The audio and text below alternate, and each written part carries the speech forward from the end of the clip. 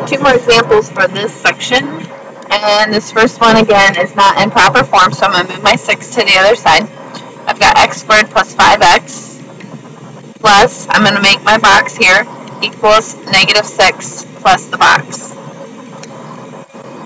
So what I'm going to do on this one's a little bit more challenging because I have a 5 in here, so I'm going to take my b off to the side. I'm going to take half of b. That makes actually 5 halves, and I'm going to leave it as that fraction form. It'll make it a little bit easier to work with later. When I square that, 5 squared is 25. 2 times 2 is 4. So I'm actually putting in 25 fourths on both sides. Now what happens is people will say, I don't know how to factor this. So what we're going to do is we're going to go backwards to these other slides, the other ones you saw previously. If you look, each time we factor, what went inside the factored form was whatever the 1/2 b was. So if you look at this example, you can see that the 4 went in there. If you look at this example, the 2 went in there. And if you look at this previous example, the 1/2 b was 3, and it went in there. So if I take that and use that knowledge, what I can actually say is that this is going to factor into x times x, and then here's my 1/2 b, so it's 5 halves and 5 halves. Well, 5 halves is 2.5 and 2.5. So you can see 2.5 and 2.5 will give you a 5. So it does factor correctly. In order to work with the right-hand side, we need a common denominator. Well, negative 6 is negative 24 over 4.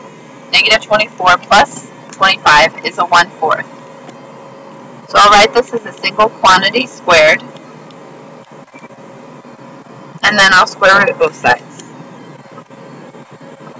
So I end up getting x plus 5 halves equals plus or minus 1/2.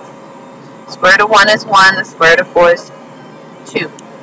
Then the last step is to move your 5 halves over, so I'm going to subtract 5 halves from both sides. So minus 5 halves plus or minus 1/2.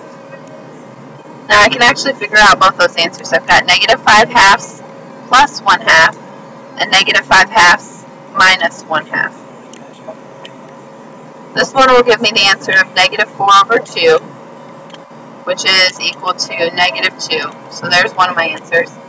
This one gives me the answer of negative 6 over 2, which is a negative 3. So my two answers are negative 2 and negative 3.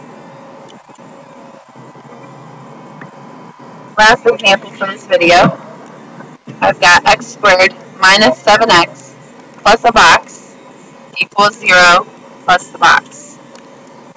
My b is 7, my 1/2 b is 7 halves, and then my 1/2 b squared is 49 over 4.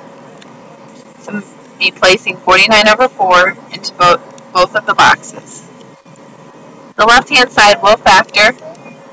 Remember, when you have that fraction, you can look for your 1/2 b, so it's 7 halves.